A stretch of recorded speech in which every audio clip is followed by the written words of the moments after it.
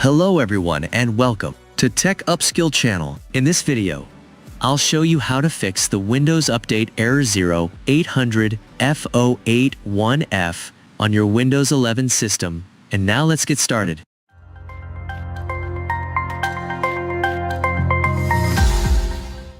Step 1. Open File Explorer and navigate to this PC. Then, open your C drive. Inside, find and open the Windows folder. Now look for the Software Distribution folder. Once you find it, open it and select all the files inside.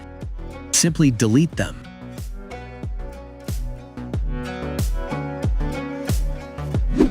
Step 2. Open Command Prompt from the Start menu and run it as an administrator. Type the following commands one by one, and I'll also leave them in the video description for your convenience. netsh winsock reset,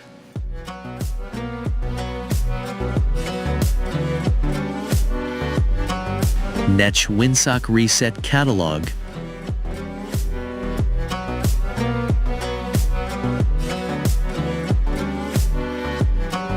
netsh int ip resetlog.txt,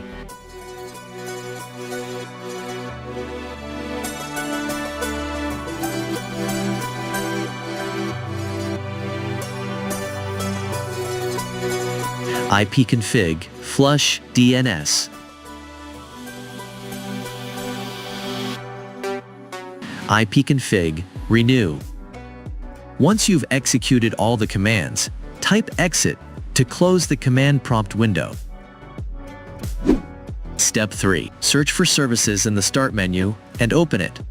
Find the Windows Update service. Right-click on it and select Properties.